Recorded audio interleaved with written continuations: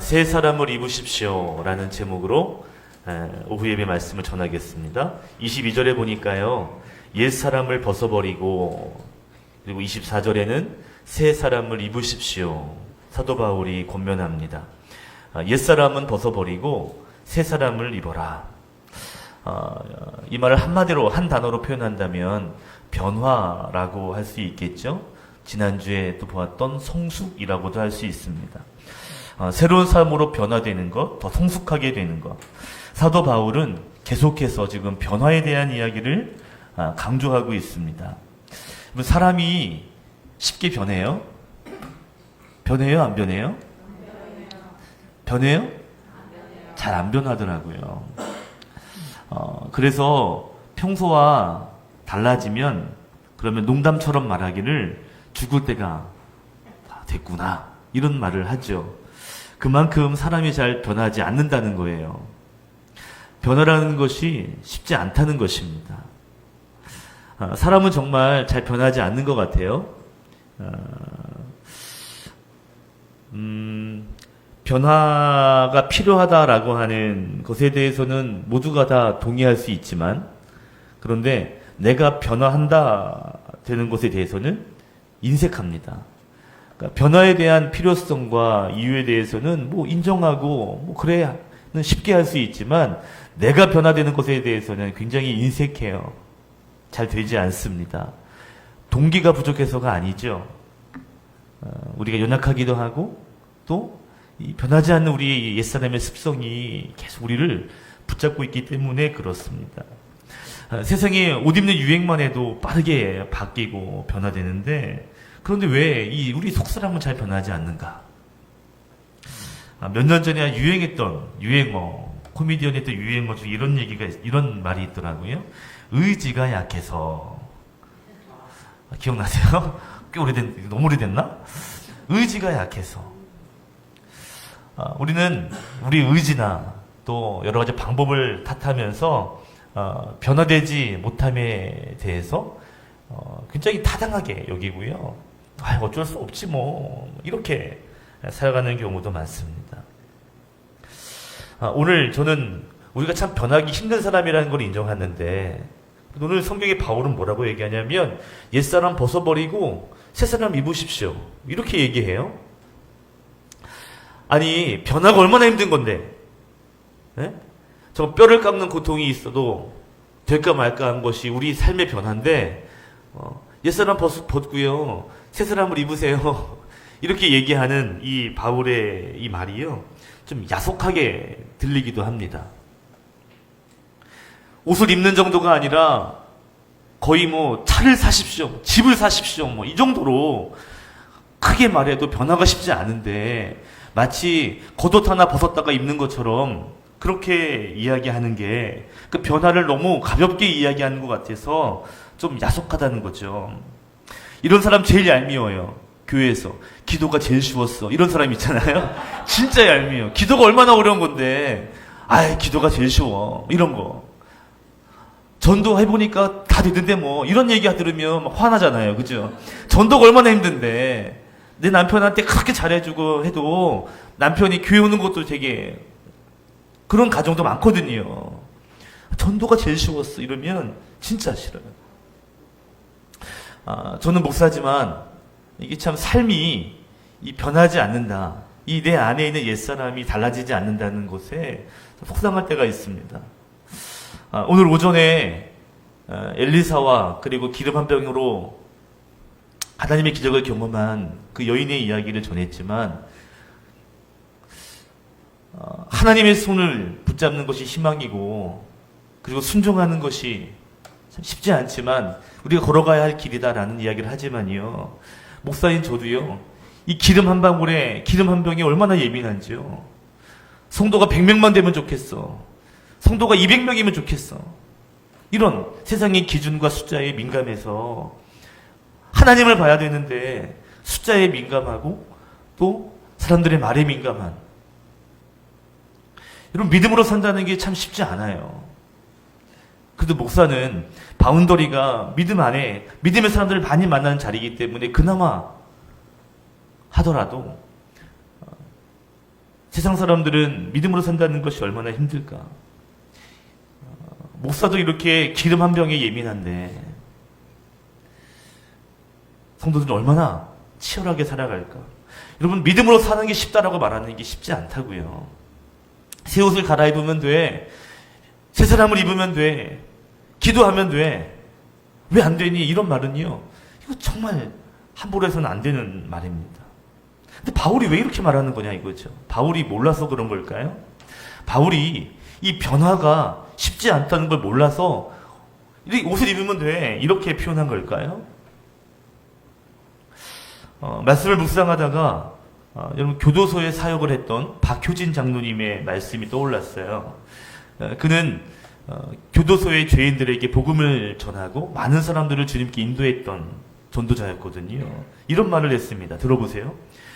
교도소에서 사람까지 죽였던 악랄한 사형수들이 예수님을 영접하고 새로운 삶을 살아가는 것을 보면서 느낀 것은 하나님이 고치지 못할 사람은 아무도 없다라는 것이다. 이 것입니다. 박효진 장로님이 뭐라고 말씀하시면 그 말씀의 요지가 이거예요. 그렇게 악랄한 사람을 아주 죽인 파렴치한 죄인들도 하나님이 만지시니까 변하더라는 것이죠. 아무리 못된 사람이라 할지라도, 아무리 고집쟁이 사람이라 할지라도 하나님을 만나고 하나님이 그를 만지시고 바꾸시면 변화가 가능하다 안 하다? 가능하다는 거예요.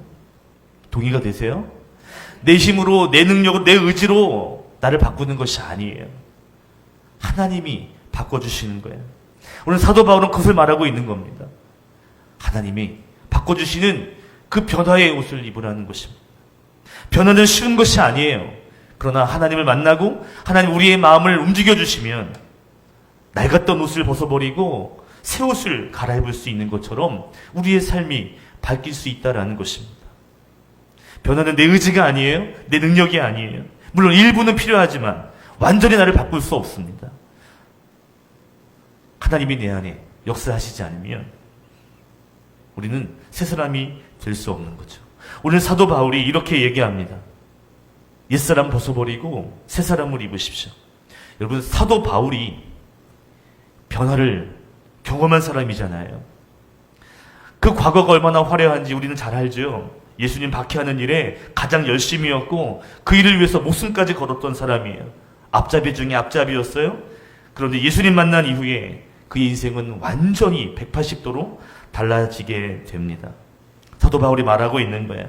변화가 쉽다고 말하는 게 아니에요. 예수님을 만나면 그 어려운 변화가 우리의 삶에 있을 수 있다라는 것을 말하는 것입니다. 여러분, 하나님께서 여러분의 인생을 바꿔주시기를 주님의 이름으로 축복합니다. 여러분의 심령을 바꿔주시기를 주의 이름으로 축복합니다.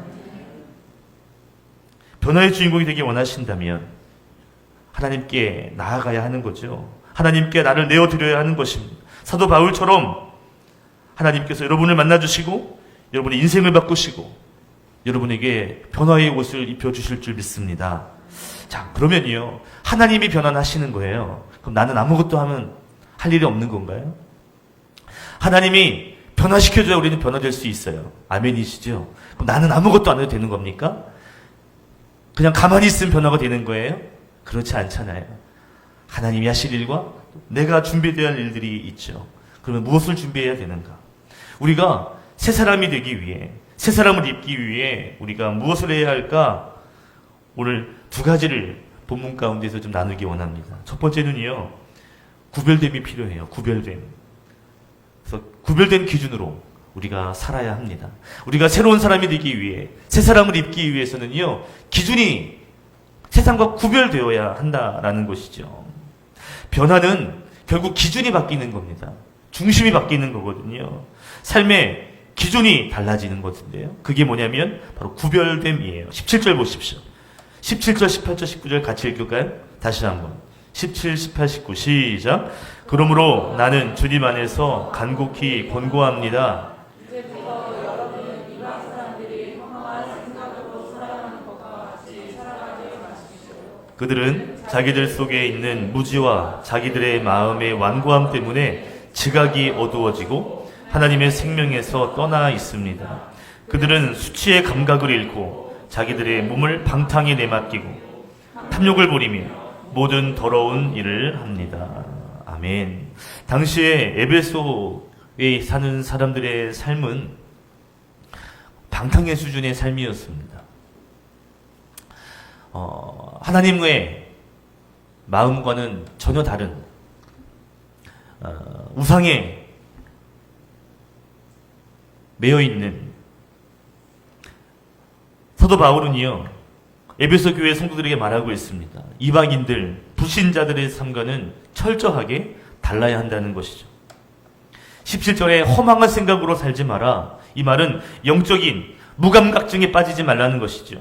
18절에는 영적인 무지함, 마음의 완고함도 그 위에 17절에 나오는 영적인 무감각이잖아요. 영적인 무지, 영적인 무감각.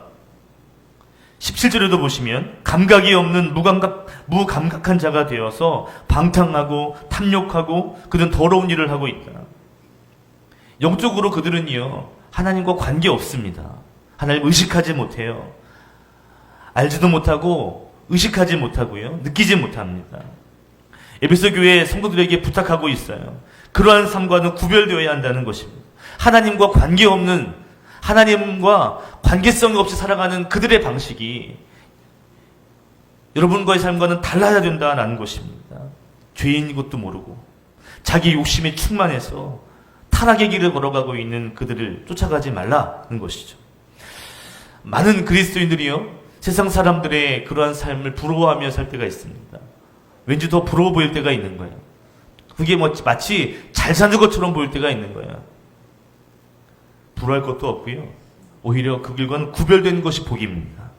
사도 바울은 그러한 삶과는 구별됨, 달라야 한다는 것이죠.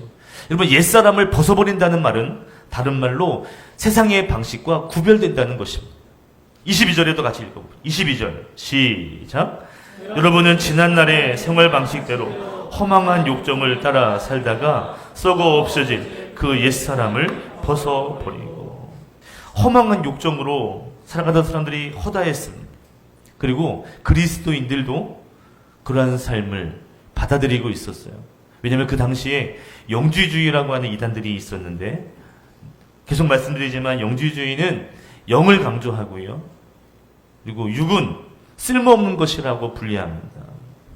그래서 영이 구원받았다면 육체적으로 죄 짓는 것 괜찮아, 이렇게 이야기를 한 거예요.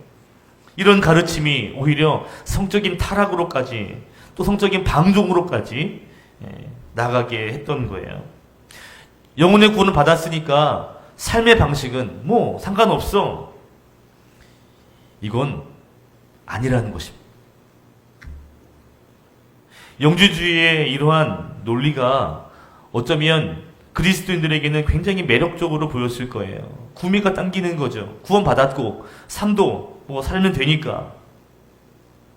어떻게 보면 참 기분 좋은 이론인 것 같은데, 너무 솔깃한 이론 같은데, 그런데 이러한 솔깃한 이론이 마치 독이 든 포도주처럼 서서히 그들을 죽여가고 있었던 거예요. 구원은 받았으니까 삶은 그들처럼 살아도 아무 상관없다? 사도 바울은 말합니다. 그렇지 않다는 거예요. 구별되어야 한다는 거예요. 바울이 절규하며 외치는 것은요, 죄에 대해서는 피 흘려 싸워야 한다. 죄에 대해서는 조금도 타협하면 안 된다. 세상의 방식, 이건 절대 따르면 안 된다. 라는 것을요, 계속 이야기하고 있는 거죠. 당시 영주주의가 유행하고 있었어요. 그리스도인들에게는 아주 달콤한 유혹입니다. 그런데 사도 바울은 아니라고 분명히 단칼에 아님을 이야기하고 있어요. 여러분, 믿음의 사람이 정말 중요한 건요, 세상의 방식과는 다른 삶을 살아야 한다는 것입니다. 구별되어야 한다는 거예요. 세상과 다름에 여러분 기쁨이 있으셔야 돼요. 세상의 길을 걸어갈 때 나는 좁은 길을 걸어가잖아요. 그때 좁은 길 진짜 막 이 넓은 길이 있는데 좁은 길로 가야 되나, 성공의 길이 있는데 낮아짐의 길을 가야 되나, 이러면서 막 내 마음에 막 이거 아닌 것 같고 좁은 길을 가면서 자꾸 뒤돌아보게 되는, 여러분 구별됨이 성도에게 있어서는 진리입니다. 우리가 좁은 길을 걸어가면서 즐거워야 돼요. 야, 저 길이 아니야. 안타까워야 돼요. 부러운 것이 아니라 좁은 길을 걸어가면서 막 행복해야 됩니다. 아, 저거 아닌데. 이 길에 서 있는 것에 기뻐야 됩니다. 구별됨이 여러분의 삶의 기준이 되셨으면 좋겠어요. 세상의 방식을 고집하지 마시고요. 세상의 즐거움이 여러분의 유혹이 되는 것이 아니라 하나님이 말씀하신 그 길을, 그 방향을 쫓아 예수님과 동행하시는 삶 사시기를 축복합니다. 자, 또 한 가지 사도 바울이요, 굉장히 변화에 대해서 쉽게 이야기하면서 한 가지 더 말하는 것이 있습니다. 20절, 21절 같이 읽어볼게요. 시작. 그러나 여러분은 그리스도를 그렇게 배우지는 않았습니다. 여러분이 예수 안에서 진리로 그분에 관해서 듣고 또 그분 안에서 가르침을 받았다면, 변화되는 것에 대해서 옷 갈아입는 것처럼 이야기하면서 그가 한 가지 말하는 것이 뭔지 아세요? 너희들 하나님 말씀 배웠잖아. 진리의 말씀을 받았잖아. 라고 말하고 있다는 거죠. 여러분, 변화의 주도성은 나에게 있는 것이 아니라 하나님에게 있습니다. 그리고 하나님은 그 변화를 말씀을 통해서 이루시죠. 하나님이 우리를 변화시키기 위해서 말씀을 주십니다. 내 안에 계신 예수님, 그리고 내 안에 말씀으로 역사하시는 그 하나님, 그것이 내 삶에 녹아서 내 삶의 기준이 될 때, 말씀이 내 삶의 기준이 될 때 우리의 삶이 바뀌는 것입니다. 24절에 예수님의 가르침, 하나님의 의와 그 진리의 거룩함을 받을 때 우리는 새 사람의 옷을 입을 수 있다라는 것이죠. 여러분, 말씀에 집중해야 합니다. 말씀이 우리 안에 들어올 때 무엇이 진리고 무엇이 옳고 무엇이 거짓인지 분별할 수 있기 때문에 그래요. 사도 바울이 3차 전도 여행의 막바지쯤에 예루살렘으로 가는 길에서 밀레도에서 에베소 장로들을 만나고 마지막 고별 설교와 당부를 합니다. 그때 이런 말을 해요. 내가 3년 동안 밤낮 쉬지 않고 눈물로 훈계한 것, 그것을 기억하라. 3년 동안 밤낮으로 너에게 말씀 가르친 것, 그 말씀을 기억하라 라고 말합니다. 말씀을 기억하고 말씀을 붙잡으라는 거죠. 여러분, 하나님의 말씀이 여러분의 삶을 바꾸고 여러분의 인생을 바꾼 역사가 있기를 다시 한번 축복합니다. 아멘. 중요한 건요, 이 말씀을 기억하고 말씀을 듣고 나아가는데, 그런데 하나님의 말씀이요, 왜곡된다는, 하나님의 말씀이 나에게 들어올 때 그 하나님의 의도와 하나님의 그 마음이 고스란히 와야 되는데, 이 전달되는 과정에서 내가 이런 거 아닐까? 하면서 하나님의 의도를 내 입장에서 생각해요. 그러다 보면 누가복음이 내가복음이 됩니다. 그러다 보면 마태복음이 모태복음이 됩니다. 희한하죠? 하나님의 동일한 말씀이 어떤 사람에게 이렇게 와닿는데 어떤 사람은요, 이렇게 와닿아요. 하나님 말씀이 우리 삶의 기준이 되는 거 분명히 맞는데, 하나님의 말씀을 그냥 적당하게 수용하고 하나님의 말씀을 내 입장에서 어느 정도까지만 받아들이고, 하나님의 말씀이 진리의 말씀을 그대로 받아들여야 되는데 내 입장과 수준과 환경에 맞춰서 하나님의 말씀을 받아들인다면, 여러분, 그건 하나님의 말씀으로 채워지는 것이 아니에요. 하나님의 말씀이 채워져야 우리의 삶이 바뀔 텐데, 내 기준으로 하나님의 말씀을 왜곡하여 뒤틀어서 비틀어서, 그래서 하나님의 의도와 다르게 그 말씀을 붙잡고 산다면 그 삶이 어떻게 달라진 삶, 새 사람의 삶이 되겠어요. 내 필터로 마음껏 필터링하고요, 하나님의 말씀은 이런 걸 거야, 나에게 이렇게 말씀하시는 걸 거야, 시대가 다르니까 이 말씀은 이렇게 적용되어야 되는 거야, 이 정도로 하는 것으로 하나님은 인정하실 거야, 이러면서 그 정도의 삶으로 만족하고. 여러분, 세상 사람들은요, 그리스도인들을 바라볼 때 말씀대로 살지 못하는 것에 대하여 분노합니다. 흥분합니다. 하나님의 말씀을 많이 알고요, 예배를 많이 드리는 것으로 우리를 평가하는 것이 아니라 하나님의 말씀으로 살아가고 있는지를 보는 거죠. 그리고 그렇지 못할 때 우리는 조롱받을 수 있어요. 저게 뭐야? 뭐 하는 짓이야? 우리는 시대가 다른 것에 대해서 또 기준이 이러니까 많은 사람들이 이렇게 걸어가니까 나는 요 정도만 되면, 하나님은 100을 원하시는데 많은 사람들이 50을 하니까 난 60만 해도 되는 거지 뭐. 그리고 스스로 만족하고 그것이 진정한 순종인 줄 알고 살아가는 사람들도 덜어 있더라고요. 하나님의 말씀으로 채워야 되는데 하나님의 의도, 하나님이 말씀하시는 그 하나님의 기준으로 여러분의 마음이 채워지기를 소망합니다. 아멘. 누가복음을 내가복음으로 만들지 말고 마태복음을 모태복음으로 만들지 마시자고요. 당시에 많은 사람들이 이 하나님의 말씀을 비틀어서 영지주의자들처럼요, 이렇게 비틀고 이렇게 깎고 이렇게 축소시켜서 그래서 요 정도 사는 것으로 만족하게 하는 일들이 많았습니다. 바울이 볼 때 진리에서 벗어나는 것이고요, 진리를 어그러뜨리게 만드는 일이었죠. 사도 바울은 감옥에 갇혀 있으면서도 그 에베소 성도들을 향하여서 진리의 말씀을 채우라 라고 말하고 있습니다. 벗어나지 말라는 거죠. 하나님의 기준이 온전한 기준이 되어야 한다는 것입니다. 여러분, 날마다 하나님의 말씀이 여러분의 삶에 채워지기를 소망합니다. 주보에도 매일매일 성경 읽으라고 나와 있는데 읽고 계시죠? 왜 갑자기 고개를 막 숙이면서 갑자기 막 눈을 안 마주치면서, 어떤 분은 막 1독, 2독 하신 분들도 계셔요. 장로님들 상의해서 올해 1독 하신 분들 좀 상을 좀 드려야 되겠어. 기대하시라.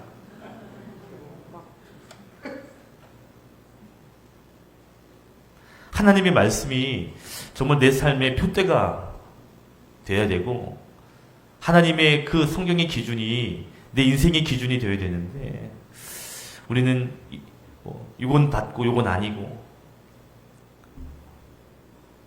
때로는 하나님의 말씀이 지식으로만 끝나고요, 정보로만 끝나는 그냥 좋은 이야기, 그냥 좋은 예화 정도로 생각하며 살지는 않으신지 모르겠습니다. 하나님의 말씀이 저와 여러분이 새 사람이 될 수 있는 기준이 되기를 축복합니다. 아멘. 구별됨이라는 삶, 그리고 하나님 말씀이 충만한 삶을 사셔서 그래서 새 사람을 입고 그리고 하나님의 영광을 위하여 살아가는 성도, 참 거친 세상에서, 힘든 세상에서 하나님 기뻐하시는 삶을 살아가시는 성도가 되시기를 예수님의 이름으로